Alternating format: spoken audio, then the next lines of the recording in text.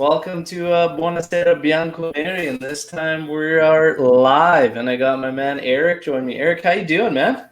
I'm doing pretty good, man. Always a pleasure to be on the cast with you, brother. Awesome, man. Yeah, well, no, it's good. We had an awesome week. Obviously, the stellar match against Barcelona, and then just couldn't ask for much more from Merda and what they did, and the Lukaku meme now is just amazing. Enjoying that a lot. But yeah, no, it's been a solid week. Iskander, got to give you a shout out. How's it going, my man? Good to see you on. And we've got always a lot to talk about. Today, obviously, it was so funny because obviously right now, all the talk is about Paul Pogba.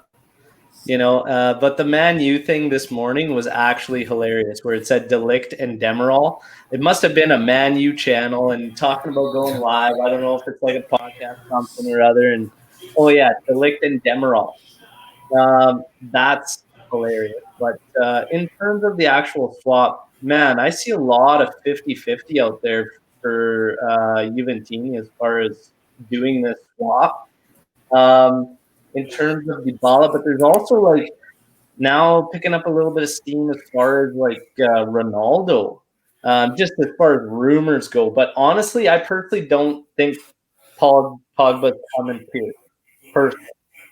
But I just want to get your thoughts on the swap. Hypothetically, if we did a swap involving Paulo Dybala, how you would feel about that? It's tough to answer that because there's a lot of other things that we have to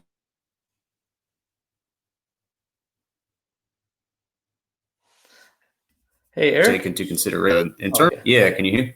Okay. Yeah, it's good. It just broke up a bit there. I apologize. So, in terms of whether or not it would impact the team, it will in a positive way, but obviously we would be losing only other striker available. So it presents some personnel issues just right off the bat, making that swap. So another thing that I took into consideration, the first thing I thought of is that his relationship with Paulo is probably one of the reasons he wants to come back. So he's got a really good rapport with Paulo. I think he misses playing with him. So sending Paulo to Manchester to get him, I think, would cause some internal issues with Paul, because I think Dybala is part of the reason why he wants to come back to the squad. So I think you have to really, really kind of level some things out in terms of who our replacements are going to be. To me personally, also, I feel like if you go get a Paul Pogba, the way that we utilize our midfielders, I don't see room for a Locatelli because of playing time unless you start getting rid of a lot more of the other midfielders. So it's not just going to be a Paul Pogba and Paulo Dybala swap. It's going to be a Ramsey and Rabiot exiting the group as well to make more room for other players if these players are who we want to sign. So there's a lot of things to take a look at. Yeah, for sure. I mean, that was kind of my thing. If we were doing this thing and we're pulling this trigger in January, we already have nothing as far as forwards go. And the guys that we do have are more those wingers. So I don't actually see any of those guys being able to fill in on a two-man front, to be honest. And there's been shouts for Kulusevski to do it, but honestly, like, he's been hit and miss for me. Chiesa is a winger. He is an all-out winger. That's who Chiesa is. I can't see him doing it. Berna's got the possibility to do it, but I don't think he'd be able to do it with a guy like Ronaldo because of the difference in how Ronaldo plays that spot up top and how Morata does. So really the key with his team right now is how crucial like Alvaro Morata has become and is, because of the way he is so rigid in the position that he's always a focal point for everyone else to play off of. So I can't see this happening, especially as early as January. Having said that, just Paul Pogba in general, his traits and his qualities, I do think we're missing. And whether it's him or another player, those are the qualities we need. We need like those defense splitting passes, but more importantly, we need a guy that's not scared to shoot the damn ball from outside the area. Because, like, how long has it been that we've been begging our guys and they get looks, they get sights, and none of these guys will tee it up from outside there? I mean, we have that one goal from Rabiot where he made a crazy run from, half midfield and ran all the way and hammered one from like 25 out. But outside of that, early last season, Pjanic, a couple from outside the area. But other than that, like, these guys just don't hit the ball from outside of there. And when we look at our midfield right now, we have a lot of guys that are kind of the same, and they played like very similarly. So whether it's Pogba or not, I do actually feel we need someone of those traits. What do you think about that, Stan, just that in general? It was, I think last year, me and you had a podcast, and we started talking about before we even consider bringing in outside players, we have to be able to maximize the players that we have now. And I'm still going to argue that point where we have no idea the potential of our midfield right now because I don't feel like we're maximizing. So to me, you bring Paul Pogba in, I'm not so sure that Paul Pogba doesn't start following the same footsteps in what our midfield is currently doing and how they're playing and the conservative way that they're playing and having to cover defensively. Like we got to get our system right before we just start bringing people in and saying, you know what, Paul, go do what you do, because we already have a bunch of players who seem to free roam, who seem to have a lot of freedom. And you add a Paul Pogba to the mix, we're going to start losing shape. We'll start losing structure if you just give him the freedom to do that. So I like his qualities. Sure. I don't know if they're going to be the same qualities that they were 5 years ago. We really have no idea the Paul Pogba that we're going to be getting.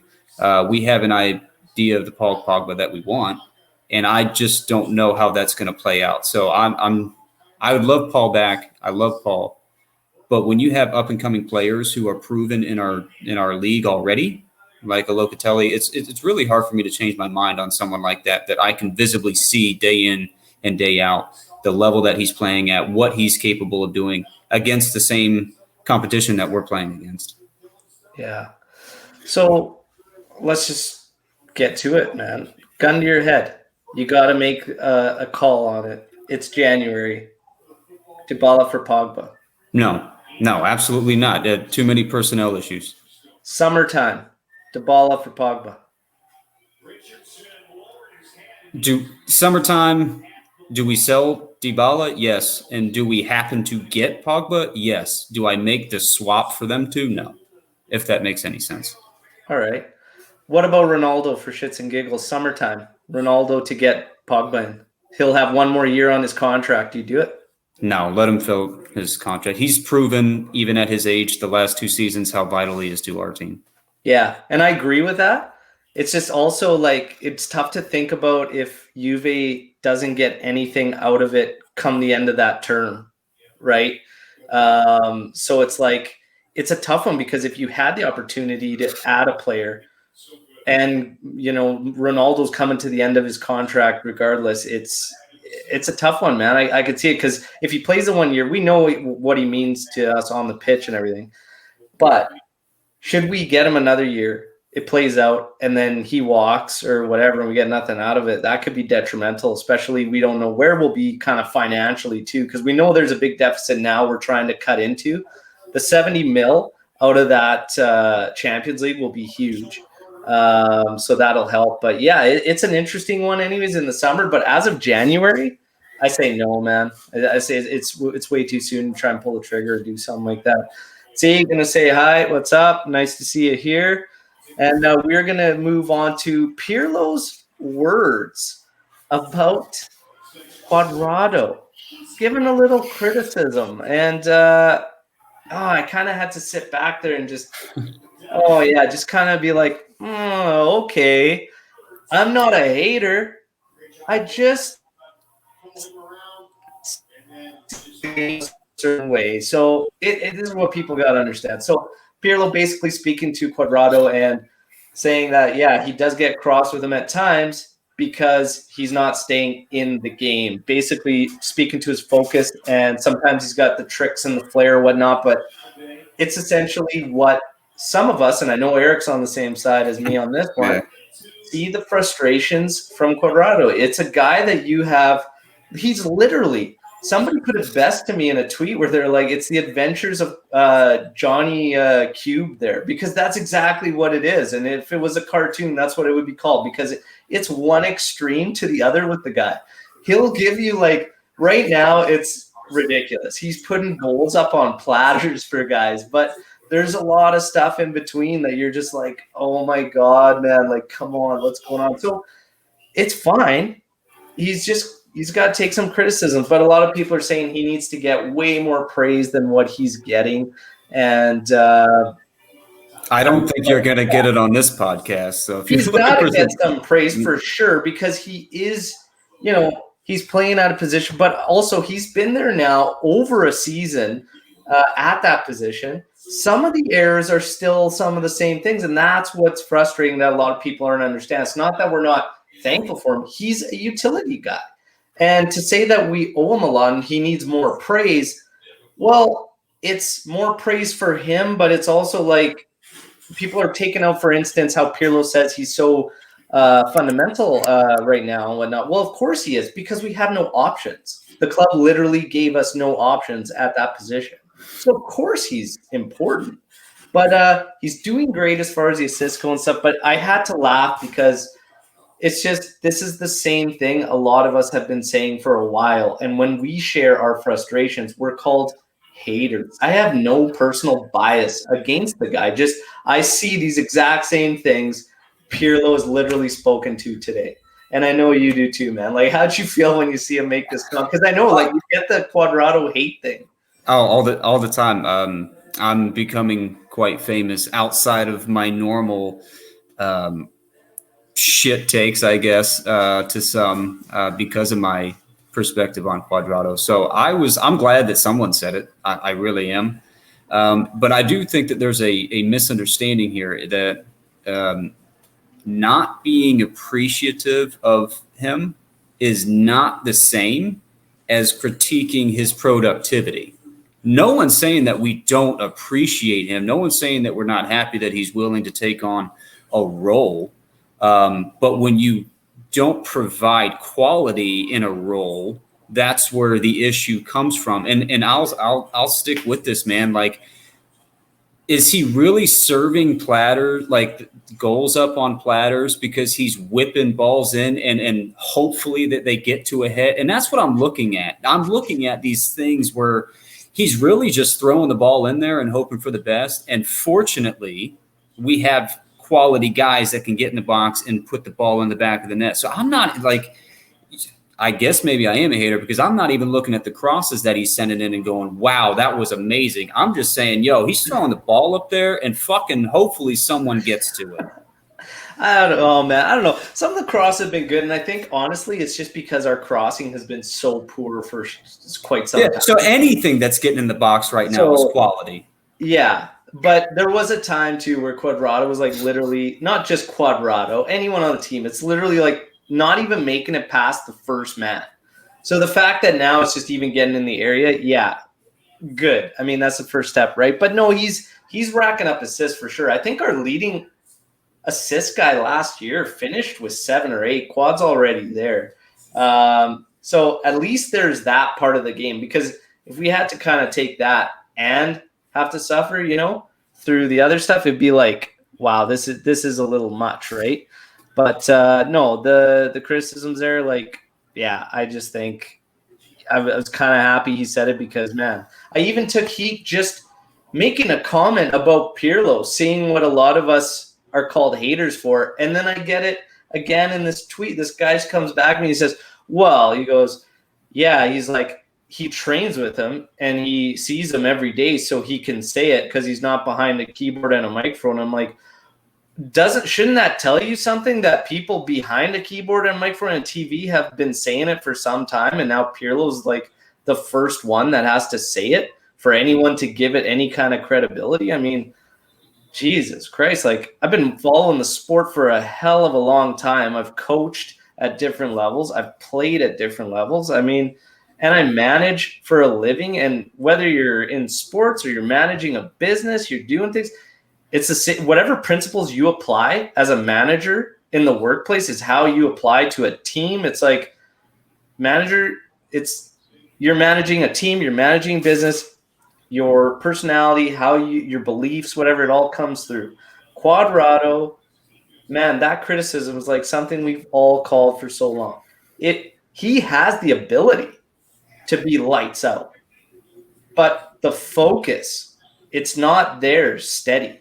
That's what I'm looking at too now. Slows right down. Yeah. He stops. He's got to be dishing the ball and keep going. And sometimes he just slows it right down, stops completely. And you're just thinking, man, you just kind of like shut that whole play down for us. So it's totally normal, man. I'm with the criticisms, but it doesn't take anything away from what the guy's done. Like, I just don't understand why people can't take that. I really don't understand how Cuadrado now all of a sudden has become like this crazy, like we have to protect. We're going to have to give him a statue to some of these people. You're going to have to give him a star, just to his own room at the Allianz. Like he's it now. But my issue too is like, we have a player in Chiesa who I believe has won the most 1v1 takes on the team. He has been on the right side. He's played right wing back, and it just seems that our offense is much more balanced. Our defense is a little bit less susceptible, or just the same. We're not really losing much. The rigidity in which Juan plays, the man is Jekyll and Hyde himself, let alone our team being Jekyll and Hyde. There's a lot of things. I really think that when you evaluate what we have and what we can put on the pitch, Juan kind of falls down the list. I think he really does. And it's not because we don't appreciate him. It's because we have someone who can provide the same in some areas and then more in other areas. And that's my biggest issue is no one has the balls to say, Juan, we know you've been here for X amount of years, but we have a guy who's probably going to be able to play this position a little bit better than you, and he deserves to play this position. Yeah, and I mean, there's a lot of fans putting out their lineups right now in their best 11, and it's a mix there at that position. Chiesa on quite a few, and Cuadrado on some other ones. Like, the one thing Quad has, at least, is that he's been reliable in terms of staying healthy, and at least through the struggles, through the things we criticize him through, at least he does battle through. Like, he's not, like we've had players like De Sciglio was a prime example. Like, he'd come in, he'd start a game 10 minutes out, you knew that was it. If he had a rough, like, it was just, that's it. And he literally got pulled out of matches. There was a Champions League match, I don't even think he hit the 17-minute mark, right? So I'll give Quad that. He stays healthy, and he works hard, and he goes through. But yeah, the criticisms are there, and I think they're valid. And Chiesa, I think, will have something to say by the end of the season, because what it comes down to is Sandro or Cuadrado, one of them is going to have to be a lock.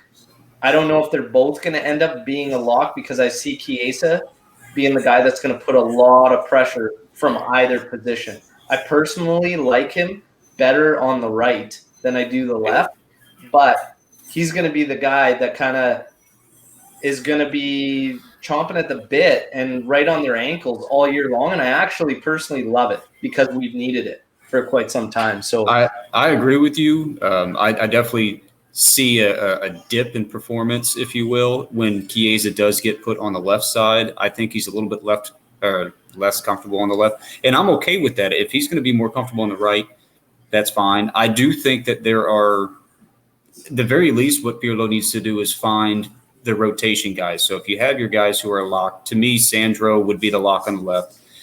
Chiesa would be the lock on the right, but Juan apparently seems to be the guy. So put Chiesa on the right. I do think in terms of getting Sandro rest, who's plays the best on that side, I think Bernardeschi should be the lock for the rotational player on the left. And then I don't know if we're going to get into this, and I do think Kulusevski is not that type of player on the outsides. I just don't think that's where he seems to be comfortable. So for me, Kulusevski should be the guy that's playing in that 10 role, the more central role. So that's my take on that. It's Kulusevski. This is the conundrum is finding his place in the lineup so far. As we get into lineups, Antonio writes in, "Hey, bro, Pogba makes sense in my opinion. It will be a hard deal to make happen, but Pogba inside left with Arthur and McKennie would be interesting. Dybala going to Man United, though, I can't see it happen. They already have an abundance of that style player already in Van de Beek, Fernandez already playing in that role. I honestly can't see Dybala wanting to go to Man United, period. I think there's only a few teams Paulo would accept. So I think making the deal happen, it's ultimately going to be in Paulo's hands too. That's something we got to think about as well, right? He essentially shut down the deal last season. He didn't want to go to any of those clubs. He wanted to stay. So, yeah, but that's interesting with Pogba on the left, Arthur and McKennie. That's a good mix. I think right now McKennie is a lock for us in a midfield role for me so far. He's got a ton of energy, man, and I really like what he brings, and I think he's for sure a lock in there. And before you get into McKennie, Z just wants to throw out, she likes the Italian flag behind you there, Eric. So appreciate that, Z. Props on that. Yeah, man. What do you think of McKennie? Is he a lock for you? He's a lock for me. I think that's a per game type of situation because his energy is needed, but it depends on whether it's going to be needed in the beginning of a match or if it's going to be needed in the last 45. He is kind of just a bulldog he's a very Lucas Torreira type of player, which is something that we lacked in terms of just getting after the ball. I do like him, but I think out of how many games we played, 12. I don't know how many games, something like that. I hate when, he's played maybe 3 or 4 really good games and he's had a couple of games where he hasn't been great. So before we start crowning him, I'd like to just see some consistency, but not just from Weston. I don't want to single him out. I want to see consistency from everybody. But in terms of our lock, I think the only lock for me has been Arthur. That's the only lock that I can think of that when he's on the pitch, we play so much better. So rotation between Rabiot, Bentancur's been not so great. So I think Rabiot and McKennie and Ramsey have been some bright spots for me. So those are the guys, depending on who we play and how we play, they should just be in constant rotation. Yeah, I mean, that's a tough one, man. Like Arthur, for me, I like what he brings. The one facet of his game that's missing is that forward passing ability. He seems to struggle in those forward passing, but on the ball, the guy's money. He reminds me in possession of Pirlo, even with the spins and whatnot. He's very difficult to win the ball off of, which is huge for us. So, yeah, I mean, you could easily make the argument he's got to be there every time. But I agree with Pirlo in he's capable of a bit more and needs to find he just needs to continue to grow. But he's in there. McKennie, for me, the thing, you talk about consistency, and that's the one thing with this team is how do we find the consistency? Pirlo, speaking today, also said, like, if our minds are still in Barcelona, we're screwed. I like that he's speaking to that and the mentality and the approach, and that he wants it to be just as aggressive against Genoa as it was in Camp Nou there against Barcelona. I love that. The question is, how do we do that? How do we get that? How much does the lineup affect that? And then you get into the whole debate about Dybala starting. And a lot of fans are saying, we need the continuity. We need to get it. And Dybala starting in his current form will hurt that. this is a tough one because we have Atalanta midweek as well. So we have to consider this as well. I was a week ago saying the same. I wanted to keep the same lineup from Cagliari into our midweek match because I said, hey, that was like one of the better performances we've had. Keep the lineup the exact same. Go in there. And Morata starting, I'm fine either way. But what I think needs to happen with Dybala is this is really going to test Pirlo in a different sense of managing, because he's going to have to work really, really hard. And it's going to be interesting, especially with all this drama kind of surrounding the contract and everything, to get the best out of Paulo. But I think he's got to shorten the leash, really. And Pirlo's going to have a tough time. I think he's got to separate himself from that player inside of him and start being more of the managerial role when it comes to Dybala. Because I think if he comes out and he doesn't get that form, I don't know if 60 minutes might be too long. You know, it might be a half and you got to say, hey, we got to go to Morata. You know what I mean? I think he's got to shorten up the leash, but he's going to have a talk with Paulo and just say, man, we know what you can do. You've got to bring him out. It's up to you, man. Like, I'll give you the opportunities, but it's time for him to start rewarding him, right? How do you feel about the starting lineup going into Genoa? So what it's rumored to be, obviously, is Dybala, Ronaldo up top. Kulishevsky, again, on that outside role with McKennie, Rabiot. Rumored that Sandro's over there. Chiesa out on the opposite side. And then Delict, Bonucci, and Cuadrado. So how do you feel about that lineup? What's your thoughts on the Dybala starting or Morata starting? I don't like it. I feel that Dybala's getting just constant benefit of the doubt. Let's try to force him to play well. And I understand that the only opportunity to play well is when you have an opportunity to play well. But this is the thing with Pirlo, is it just seems like every time that someone's started to put a good foot forward, he's made rotations. To me, it makes absolutely no sense that you have a guy that's just hot in Morata and you put him down for this. And that doesn't make sense to me, because I believe Atalanta still has one of the worst defenses in the league. So scoring goals against them probably won't be too much of an issue. It's stopping them from scoring. So if we're talking about the lineup, put Morata in, save his legs, send him off in the 60th. But, Pirlo's substitutions brings in a whole different type of problem in themselves, because they're awfully timed most of the time, because I think Pirlo gets too vested into the match and he kind of loses himself. So some of his substitutes have been very minimal substitutes have been very well. Most of the time they're ill-timed. And that's the problem that I have, is that if he lets Paulo start, he's got this thing with like the 65th, 70th minute. Well, by that time you're either way too out of the match and you're trying to work your way in, and it's very difficult for someone to come in for 15 to 20 minutes to really impact the game. So I don't like Paulo starting. I just don't. I don't think he's earned a starting spot. I think you've got to earn a starting spot from when you get subbed in. I truly believe that. And then the rest of the guys, I don't really to me, it seems normal. I don't like Kulishevsky on the right wing in a 4-4-2. But obviously, as they go into the offensive phase, he'll slip into that 10 role, I think, or either Dybala will drop back into the 10 and allow Kulishevsky to go forward. I don't know how that's going to work with those two on the pitch. But that also provides another problem, is you have two players that end up playing the same fucking role. Yeah. And that's what I've said. I said, like, for me, right away, looking at that lineup, I see Kulishevsky on that side, and I see, Dybala up front. And for me, the two of them are not compatible on the pitch.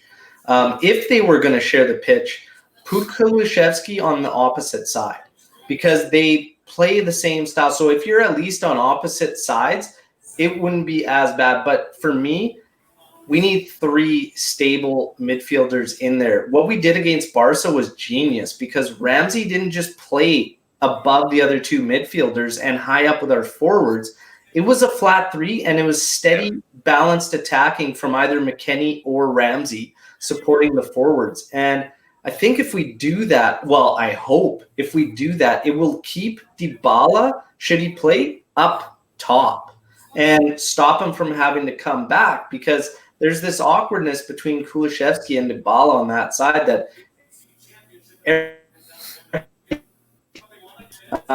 even a guy that's just a keyboard and a microphone.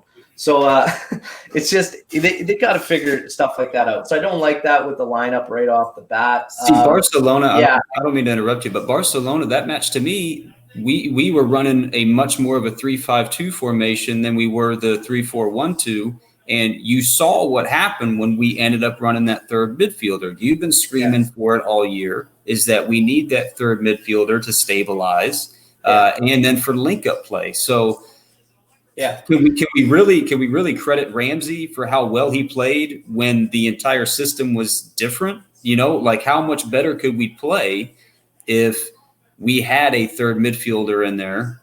Yeah. So I don't know. The thing is that it literally stopped the one problem that's been consistent through a lot of our matches, which is spreading out the pivots. Yeah. So having that third guy in there, having Ramsey start from behind and almost making that flat across the three there, it just took away the opposition's space. We were able to get to the ball carrier a lot quicker and close them down faster. So it's just, again, you're right. We've been shouting for it for quite some time. It did play more of a 3-5-2, and what that also did was make the transition so much easier from defense to offense. And man, and it worked great with McKennie and Ramsey there. But again, I think that makes it more plug and play. Yeah. As opposed to when you're doing, your 4-4-2 into this 3-4-1-2, I think you're going to find it being very, very dependent on the guys you have out there, personnel-wise. So I think the 3-5-2, playing it truly in that matter, makes it a lot friendlier. So Antonio Wright said, McKennie, dare I say, looks like the first Vidal we had. But Eric is right. We need to see him as a consistent first. Can we appreciate, though, how much Barca must be kicking themselves now on Arthur? Yeah, without a doubt, man. Watching Arthur play that match versus watching Pjanic play that match, I couldn't help but laugh. Oh, yeah, man. Just complete night and day. Yeah, absolutely. And he continues on with, I think the Pirlo thing is normal. Look at Lampard, Gerrard, and Arteta. Never managed and very recently retired as a player, so it'll take time for them to see the field as a manager. Yeah, absolutely, it's going to take time. Lampard had some experience. I mean, I want to say all three of those guys all had some coaching experience, whether it was as an assistant. But you're talking about a guy who literally took his course and then said go, and then got hired. So he has literally zero. Man, he didn't even finish the course when he got the job. No, the bell rang before he was finished, and he said, "All right, guys, I'm out." Yeah, he's oh man, that's the crazy part, is he literally didn't even have the ticket yet and got the gig. So it's going to take time with Pirlo, 100%. The one good thing I've said the whole time is that he will have the backing of the players, and that's half the battle. So the rest of this is just him figuring it out. But do I think he has his 1A already? Yeah, I think that's kind of where we've reached now. We're about 15 games through, but I think you can tell. I think he's got his 1A lineup. Like we know who the 1A is. But the funny thing is, I think he's really rotating a lot. He spoke several matches back about, we're done experimenting and you're going to see continuity now, but we haven't. He lied big time on that one. So I don't think we have, and I mean this respectfully, I don't think we have a UV1A. I think we have a 15, not an 11. We have a 15 that he knows for sure that he's going to be relying on. And it's almost like we have a 1A and 1B jumbled into like one giant mess. I think we get that from lineup to lineup for sure. And I get what you're saying, but I think like if we went into a clutch game is what I'm saying, like there's no doubt in my mind who the 1A team would be, and for shits and giggles, like this is it's a do or die match we're coming up to right next. Your lineup in Pirlo's setup, which players occupy which positions? Oh man, because it's hard not to put my own thought process in there, but obviously we're going with I guess I'll put it lines up as a 4-4-2, but yeah, I was going to say offensively as a 3-5-2 or 3-4-1-2. Right. So the 4-4-2 would be obviously Juan, De Ligt, Bonucci, Sandro. Should be, well, it'll be Kulusevski, either Rabiot or McKinney, Arthur, Chiesa, Morata, and Ronaldo. Yeah. The right wing spot is a little difficult when you run into 4-4-2 because I really don't think Kulusevski should be in a do or die starting 11, but because of the 4-4-2 option, it's almost like he has to be. Yeah. Yeah, I mean, like I said, there's some guys that are got a couple in my mind that are on the fringe, but like if we went in that setup, for me, probably play it out. Oh man, the argument can be made between obviously Chiesa, Cuadrado, but man, even Bonucci though, like everybody healthy. Shit, man, I like De Ligt personally at the heart at the back there. Me and you agree on that. I think the only thing that I want to see personally, what I'd like to see is the left center back position, and I think I would like Alexandro to be that left center back position with De Ligt in the heart and then Danilo at the right center back position because I think that's a very versatile back three. I think it provides pace against counters. Sandro still has the ability to get forward in that formation, and you could utilize Juan and Chiesa and Sandro or Juan, Sandro, Bernardeschi, Juan, Sandro, Kulusevski. You can utilize all three of those guys in that particular formation, but it is tough. I think I like the idea of Sandro being at that left wing back position. I really like him there with that support behind him.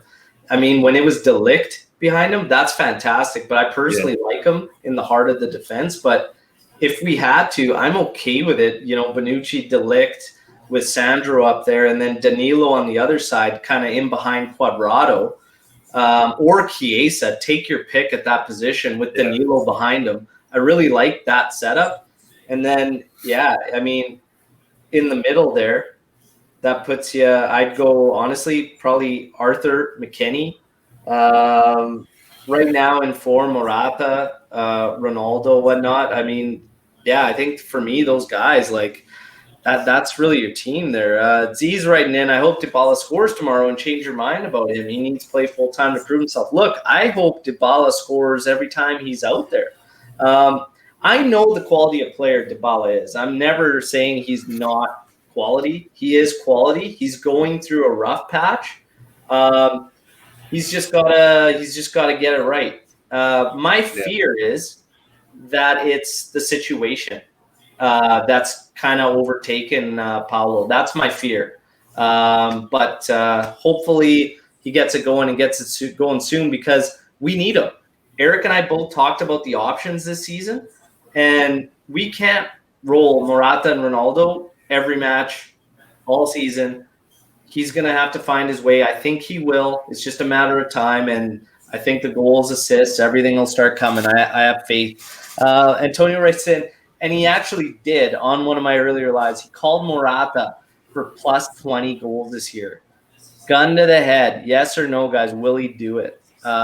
With or without VAR? Because the motherfucker would have plus 50 if VAR wasn't involved. He'd damn near be there already. Yeah. Jesus. I think he'll hit it. I can't believe it. I didn't think at the start of the year he'd be the guy getting 20. I thought it was going to be balanced scoring across the board from like Ronaldo, Dybala, Morata. I thought midfielders were going to get more involved based on Pirlo's thesis. and how he was talking about the scoring and what he wanted from support. But I think Morata can hit 20 for sure. For sure. Back three, all fit for me. Danilo, De Ligt, Chiellini, but he likes Eric's idea of Sandro playing there, a bit like Alaba. So, yeah, I mean, Sandro can do it for sure. Another thing, too, and it was against Torino because that match was so I don't even know what – it was just a ginormous clusterfuck there in the middle, and trying to play through the lines just wasn't working. The only thing that bothers me is our best midfielder right now for long balls has been Bentancur. He's the only one that I know that's going to come – that gets onto the pitch, and he's got the vision to play those long balls. And I wish we got that from Arthur, and I think that's what Pirlo's trying to teach him. I just wanted to make that a point because sometimes our games – you can't pass through the lines. The defenses are set up to stop that. So our next best option is you got to send the ball over. And what bothers me is Juan will do his stop and go thing. He can release a player for a long ball, but he never sends the ball through. So Bentancur has been the only one who consistently will. So I'm kind of curious to see how that ends up playing a role. Yeah. It'll be interesting. Bentancur for me, man, it's frustrating. It's tough, and his name's getting thrown out there across mixes of trying to make deals done. The rumors are going to get crazy. We know it was going to happen because we're getting close to the January window, and you take everything with a grain of salt. I just like speaking about the hypotheticals. A lot of people were still bringing up the 50% Boca fee there on Bentancur, but I think it's actually gone now because I think the team was made an agreement a little while ago to pay it out in installments. So I actually don't think that that's in effect anymore. I'll have to find out for sure, but Bentancur is a little frustrating for me because he's all of a sudden back down, in my personal opinion, on the list. And it's a little frustrating because he should be moving the opposite direction. But does that just speak to the guys we brought in, or is it the system? Like, Bentancur is a tough one, but for me, he hasn't really. He's had one okay showing where I thought, okay, yeah, this is good, but the rest he kind of looks a little lost and confused out there. I would agree a little bit, but I also think that it's part of the system. The way that we play with a two-man midfield, and I don't think Bentancur is designed to cover that much and to do that much and to play that much in terms of only having two people, because I feel like he does too much. I wish our players would just do your job well, and the other players, let them do their job. And I feel like he's out there trying to compensate and do too much, and he ends up getting pulled too wide because he's trying to provide coverage. I think there's a lot of things, but I also think that he's a Mitsala, so he needs a holding midfielder and he needs somebody on the other side. The two-man midfield system, I think, is what's really throwing him off. Yeah. Well, the interesting thing is a lot of people, when they talk about Bentancur, they bring up his performances with Uruguay, because with his national side, he's always been praised. And the funny thing is they play a two-man pivot in that system, and he shines through it. So it's very strange to me. There's something off there. But we'll have to see. I'm not sure about Bentancur, but it's frustrating because I really like him. I'm a Bentancur fan, and I want him to always break through, right? But it feels like it's just always waiting, like, where's the breakthrough with Benta? Where's the breakthrough with Benta? Where's the breakthrough with Benta? And this year, unfortunately for me, it's just like how I'm feeling with him is I feel like it's almost going the opposite direction now. But I mean, and when we look at the guys, this is touching on what we spoke about earlier. We have, if you're talking about Benta playing back there, being a possession guy, Arthur's miles ahead of him in that category. Right. So when it comes to the possession guy, Arthur's ahead of him. When it comes to the energy guy, nobody's even close to McKennie.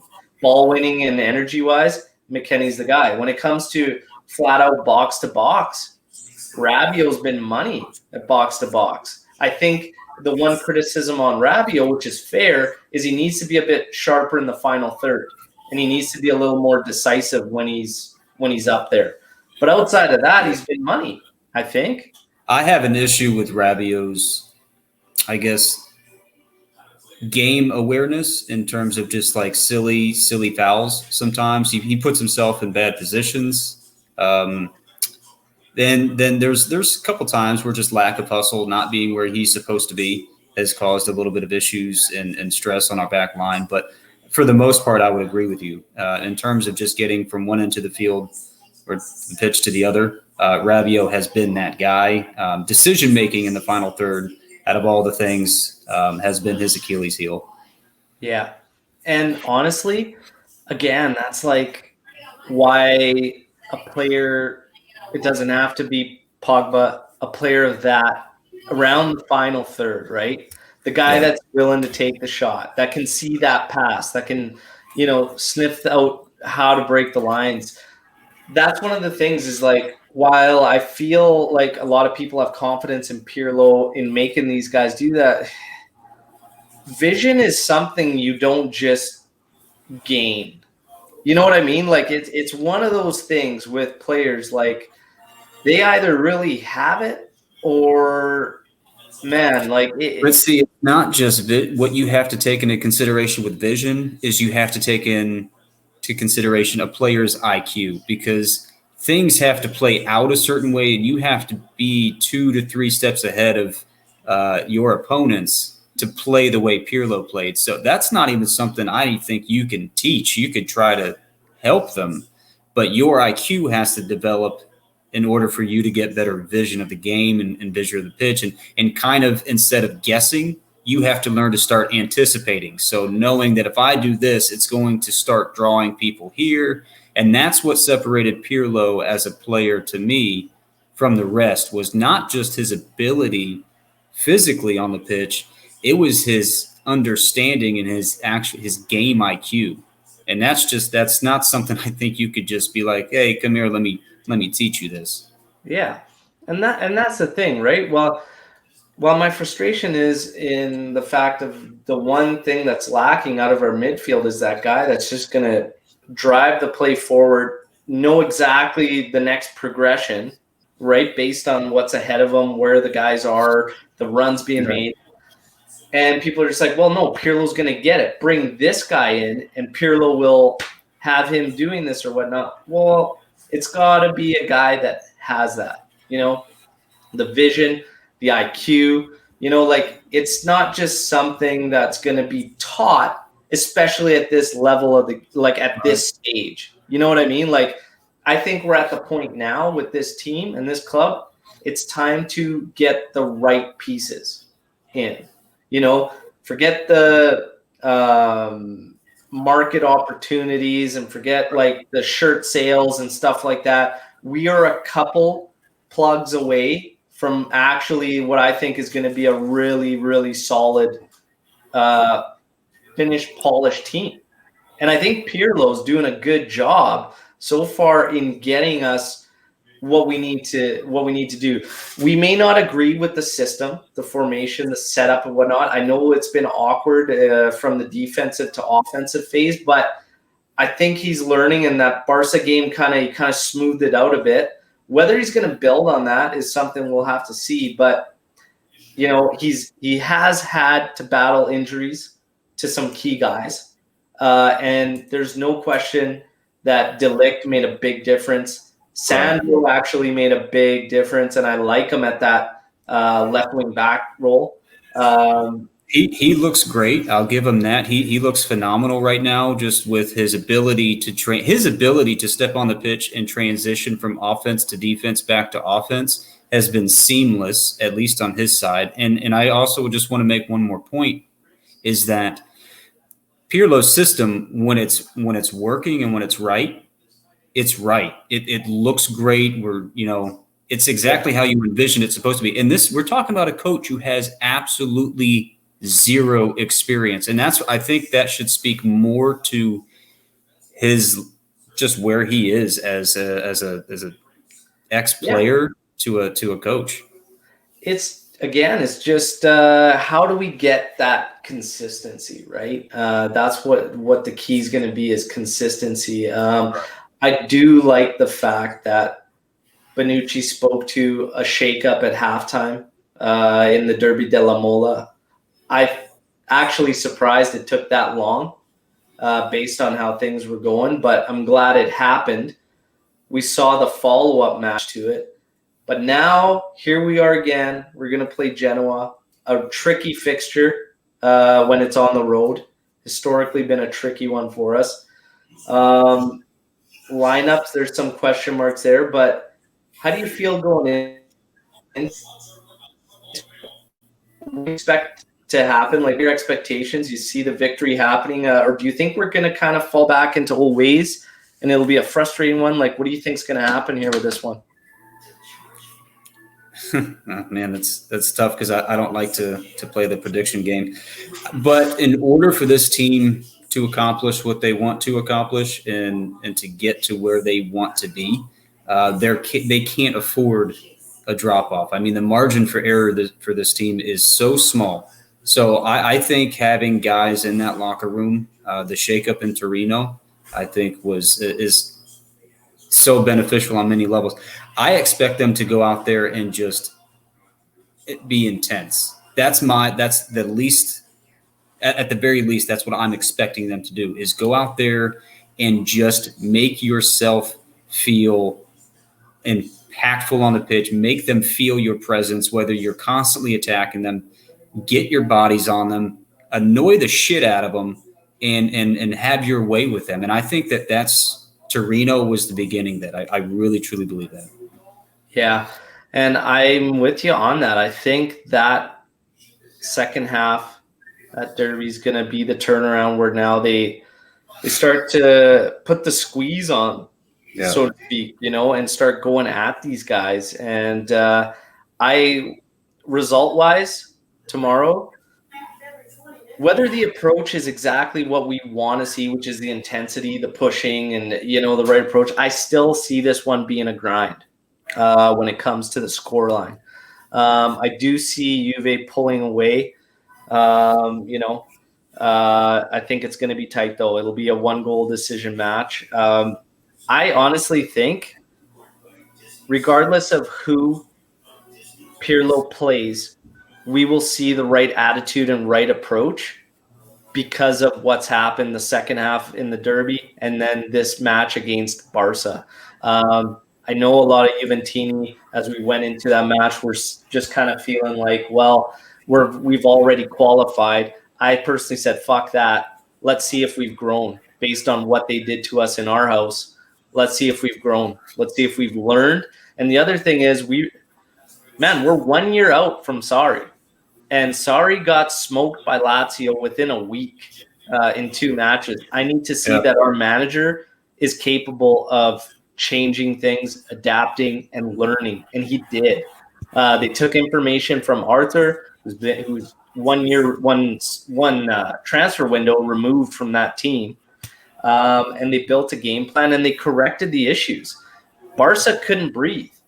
Coleman made changes to get a little support in the midfield because they were completely overrun by that simple adjustment of having the 3 flat and being more of a 3-5-2 with those wing backs just going up and down.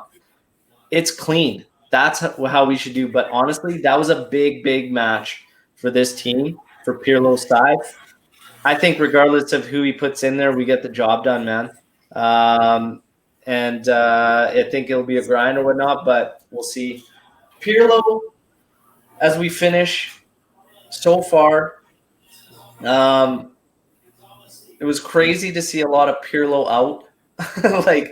It's crazy to think.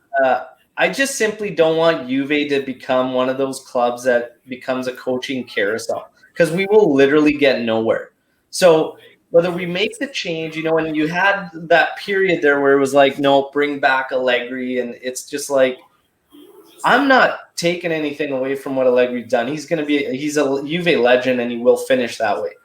But for me, if you make a decision, you made that decision for some type of reason. why the club wanted to change philosophies, styles, whatnot. You made it for a reason. Stick to your guns. Believe in that decision. So that was my reasoning for not going back to Allegri.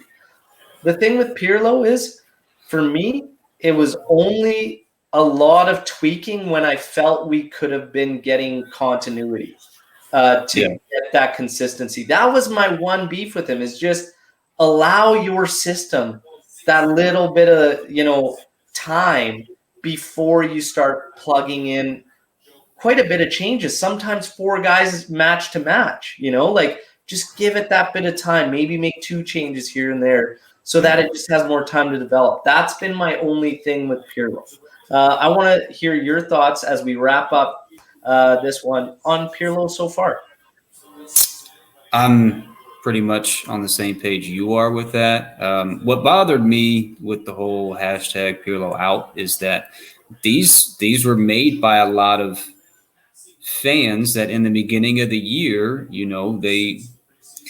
we understand this is a project. We understand that our expectations are low. We understand that this is going to be difficult. And when push came to shove, they're not willing to understand that this is a transition period for us. And so for me, when Pirlo came, I said, expectations should always be the same. You should always expect to be the best. Now, and whether you can or can't, it's okay, but your expectations always have to remain the same. So my thing with Pirlo has just been he needs time. So if he plays a bad game, and we had lost one game when that came out, one game when we drew Benevento. This is a coach that has lost a single match, and it was in the UCL match. My issue has been his tinkering, because I don't think you could put on a performance in this game, and then 4 days later you're making 5 to 6 changes and expect the same type of performance. I just don't think you can do that. So for me, it's been the continuity. It's been trying to stress rotation to me a little too much, and then just being too vested in matches sometimes, where I think he starts to lose himself in those games where, okay, now we're just making subs just to make subs, where they're not starting to make sense, and that's just showing his inexperience. And I understand that. I've been, to be honest with you, more than impressed with what he's actually done with his results versus other first-year coaches that actually have experience. I think if his players back him and they believe in his system and believe in what he can see and what his vision is for his system and what he wants from the team, I think he can take us very, very far. Yeah, I touched on that after the Barca match, because I just said, when it's been good, same thing you just said a little while ago, when it's been good, it's been great, right? It's just we've had those matches, and for me, it was those matches where we get into the tinkering, where it's been personnel where maybe they shouldn't have been. We saw one match where McKennie was out wide, and you're thinking, why? Right away when you see a lineup, why is he there? And it's just that tinkering that sets us back. And the Kulishevsky thing, where he just hasn't been able to find his place. Chiesa, I think, stronger on the right than the left. He had a couple off sessions on the left side. He's been great every time he's on the right, and he's had a couple good ones on the left. Ramsey's had a couple showings where he's completely invisible, and he's been playing up right with a line. But yeah, like I said, if Pirlo gets this thing right and we can clean up those decisions that kind of create these dips in form, yeah, I think we're a scary team. If we can mimic that Barca match consistently, or even close to that, we could do some damage, man. Absolutely.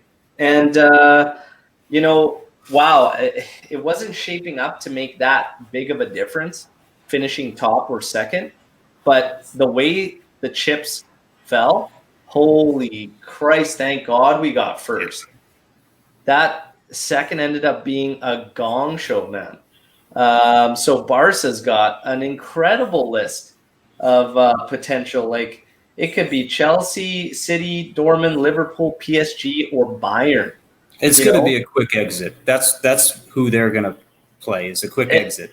It's crazy, man. So Juve, on the other hand, and we'll find out on Monday, Porto, Atletico, Sevilla, Leipzig, or Mönchengladbach. And actually, odds percentage-wise, the highest one ended up being Mönchengladbach, which I'd gladly take. I would gladly take Porto as well. But honestly, I'm pretty confident no matter who we get, to be honest. If Pirlo can get things right, none of those clubs really can.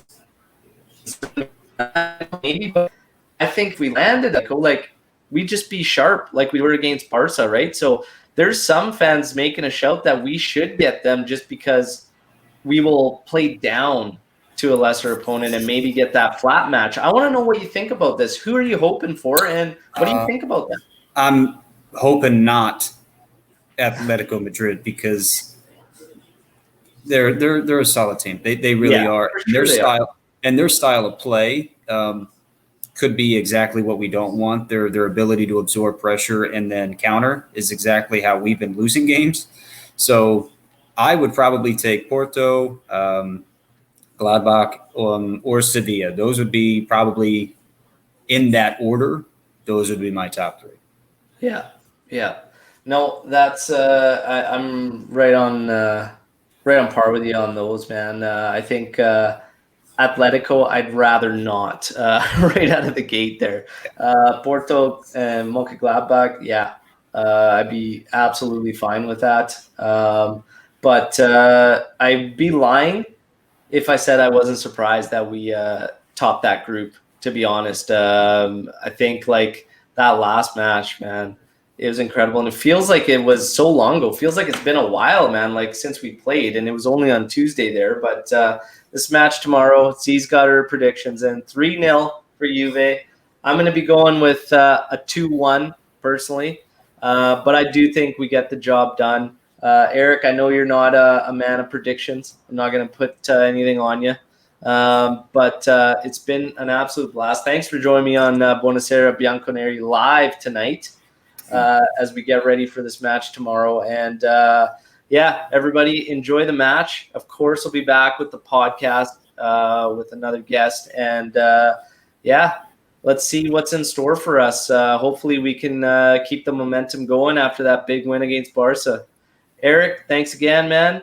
Everybody, till next time, you know the drill. Forza Juve, fino alla fine. Ciao.